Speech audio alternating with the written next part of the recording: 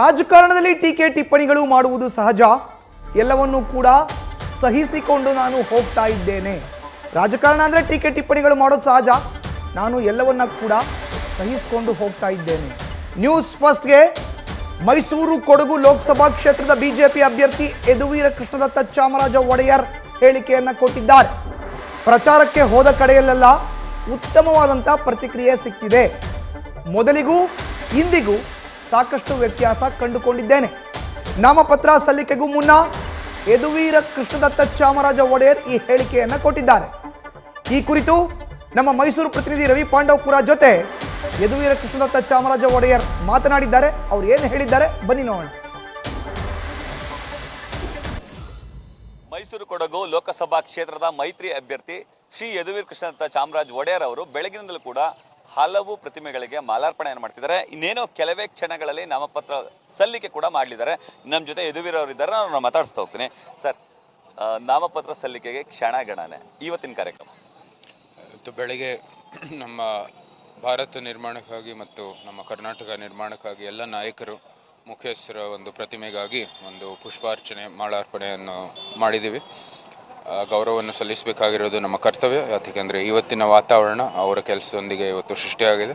So ಅದು ನಮ್ಮ ಕರ್ತವ್ಯ ಆಗುತ್ತೆ, ಅದನ್ನ ಮಾಡಿದ್ದೀವಿ. ನಂತರ ಇವತ್ತು ಈ ನಾಮಪತ್ರಿಕೆ ಸಲ್ಲಿಕೆ ಕಾರ್ಯಕ್ರಮ ಪ್ರಾರಂಭ ಆಗುತ್ತೆ. ಸರ್, ಮೊದಲ ದಿನದ ರಾಜಕಾರಣಕ್ಕೂ ಇವತ್ತಿನ ರಾಜಕಾರಣಕ್ಕೂ ವ್ಯತ್ಯಾಸ ಹೆಂಗೆ ಕಾಣಿಸ್ತಿದೆ ಸರ್?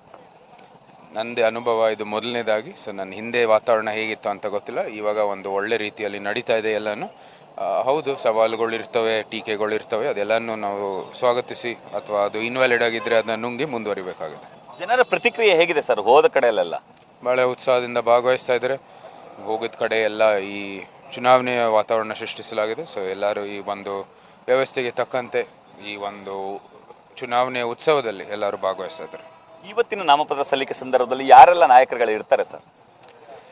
ನಮ್ಮ ಸ್ಥಳೀಯ ಮುಖಂಡರು ಆಗಲೇ ಇಲ್ಲಿ ಬಂದಿದ್ದಾರೆ ನಮ್ಮ ಜೊತೆಗೆ. ಅದ್ರ ಜೊತೆಗೆ ನಮ್ಮ ಇಬ್ಬರು ರಾಜ್ಯಾಧ್ಯಕ್ಷರು, ಬಿಜೆಪಿ ಹಾಗೂ JDS ಇಬ್ಬರು ರಾಜ್ಯಾಧ್ಯಕ್ಷರು ಕೂಡ ಉಪಸ್ಥಿತರಿರ್ತಾರೆ. ಸರ್, ಕುಟುಂಬದವರು ಯಾರು ಇರ್ತಾರೆ ಸರ್? ಪತ್ನಿ ಹಾಗೂ ತಾಯಿಯವರು? ನಮ್ಮ ತಾಯಿಯವರು ಇರ್ತಾರೆ. ಸರ್, ಈಗ ಸರ್ ಹೋದ ಕಡೆಯಲ್ಲೆಲ್ಲ ಹೋಗ್ತಿದ್ವಾಗ ಸರ್ ಒಂದಷ್ಟು ನಿಮಗೆ ಅಂದರೆ ಜನಗಳನ್ನ ಮಾತಾಡಿಸ್ಬೇಕಾದ್ರೆ ಅವರ ಭಾವುಕತೆಗಳು ಅಥವಾ ಅವರು ರಾಜಮನೆತನಕ್ಕೆ ತೋರಿದಿರುವಂಥ ಪ್ರೀತಿ ಇವೆಲ್ಲವೂ ಕೂಡ ಕಣ್ಣಿಗೆ ಕಾಣಿಸ್ತಿದೆ ಸರ್. ಅದು ಮತಗಳಾಗಿ ಪರಿವರ್ತನೆ ಆಗುತ್ತೆ ಅನ್ನೋ ವಿಶ್ವಾಸ ಇದೆಯಾ ಸರ್? ಅದು ವಿಶ್ವಾಸ ಇದೆ. ಆ ಒಂದು ಸಂಬಂಧ ನಿಟ್ಟಿನಲ್ಲೂ ಕೂಡ ಒಂದು ರೀತಿಯ ವಿಶ್ವಾಸ ಇದೆ. ಯಾಕಂದರೆ ಹಿಂದಿನ ಅರಸರು ಮಾಡಿರುವ ಕೆಲಸದಲ್ಲಿ ಎಲ್ಲರಿಗೂ ಗೊತ್ತಿರುವಂಥದ್ದು ವಿಷಯ. ಸೊ ಆ ನಿಟ್ಟಿನಲ್ಲೂ ಕೂಡ ಅದು ಮತಕ್ಕೆ ಒಂದು ಟ್ರಾನ್ಸ್ಲೇಟ್ ಆಗ್ಬೋದು. ಅದರ ಜೊತೆಗೆ ಜನರು ಭಾಳ ಬುದ್ಧಿವಂತರು. ಈಗಿನ ವ್ಯಕ್ತಿ ಅಥವಾ ಅದು ಅಭ್ಯರ್ಥಿಯ ಸಾಮರ್ಥ್ಯದೊಂದಿಗೆ ಅವರ ಯೋಗ್ಯತೆ ಬಗ್ಗೆ ನೋಡಿಕೊಂಡೇ ಅವರ ಮತವನ್ನು ಹಾಕ್ತಾರೆ. ಬಟ್ ವಿಪಕ್ಷಗಳೆಲ್ಲವೂ ಸರ್ ಜಾತಿ ರಾಜಕಾರಣ ಅಥವಾ ಒಕ್ಕಲಿಗಾಸ್ತ್ರವನ್ನ ಪ್ರಯೋಗ ಮಾಡೋದು ಈ ಒಂದಷ್ಟು ಅಂಶಗಳನ್ನ ಇಟ್ಕೊಂಡು ಚುನಾವಣೆ ಎದುರಿಸಲಿಕ್ಕೆ ಮುಂದೆ ಬರ್ತಿದ್ದಾರೆ ಸರ್. ನಿಮ್ಗೆ ಅದು ಪ್ಲಸ್ ಆಗುತ್ತೆ ಅಥವಾ ಮೈನಸ್ ಆಗುತ್ತೆ? ನಾವು ಭಾರತಕ್ಕೋಸ್ಕರ ಭಾರತೀಯನಾಗಿ ಒಂದು ಸಮಾಜ ಒಗ್ಗಟ್ಟಾಗಿ ನಾವು ಒಂದು ಮತ ಚಲಾಯಿಸಬೇಕಾಗಿದೆ. ಈ ಚುನಾವಣೆ ಬರ್ತಾ ಇರೋದು ದೇಶಕ್ಕಾಗಿ, ಭಾರತಕ್ಕಾಗಿ. ಅದಕ್ಕಾಗಿ ನಾವೆಲ್ಲರೂ ಒಗ್ಗಟ್ಟಾಗಿ ನಿಂತ್ಕೋಬೇಕಾಗಿದೆ. ಒಂದು ಸಮಾಜ, ಒಂದು ದೇಶ. ಈ ಸಂದರ್ಭಕ್ಕೆ ಸರ್ ಎಷ್ಟು ಮತಗಳ ಅಂತರದಲ್ಲಿ ನಿಮ್ಮ ಗೆಲುವು ಆಗ್ಬಹುದು ಅನ್ನೋದು ಅದು ನಿಮಗೆ ಬಿಟ್ಟಿರೋದು. ನಮ್ಮ ಮಾಧ್ಯಮದ ಮಿತ್ರರು ಎಲ್ಲ ಸಮೀಕ್ಷೆ ಮಾಡೋಂಥದ್ದು ಕೆಲಸ ಮಾಡ್ತೀರಾ. ನಿಮ್ಗೆ ಗೊತ್ತಿದೆ, ಒಳ್ಳೆ ಇದು ಮಾಡ್ತಾರೆ. ನಿಮಗೆ ವಿಶ್ವಾಸ ಹೇಗಿದೆ? ನಮ್ಗೆ ವಿಶ್ವಾಸ ಇದೆ, ಫಲಿತಾಂಶ ನಮ್ಮ ಪರವಾಗಿ ಬರುತ್ತೆ ಅಂತ. Thank you sir.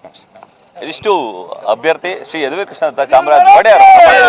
Camera person Vinay, Ravi Pandavapura, news first, Mysuru.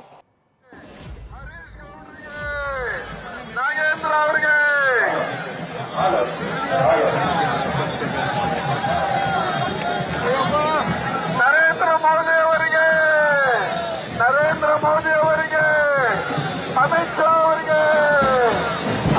ಅವರಿಗೆ ಭಾರತ್ ಮಾತಾ ಕಿ, ಭಾರತ್ ಮಾತಾ ಕಿ. HD ಕುಮಾರಸ್ವಾಮಿ ಅವರಿಗೆ, ವಿಜೇಂದ್ರ ಅವರಿಗೆ, JD ದೇವೇಗೌಡರಿಗೆ, ಪ್ರತಾಪ್ ಸಿಂಹ ಅವರಿಗೆ, ಶ್ರೀನಿವಾಸ್ ಪ್ರಸಾದ್ ಅವರಿಗೆ, ಹರೀಶ್ ಅವರಿಗೆ, ದೇವೇಗೌಡರಿಗೆ. ನ್ಯೂಸ್ ಫಸ್ಟ್, ನಿರ್ಭೀತಿಯಿಂದ ನಿಮ್ಮ ಪರವಾಗಿ.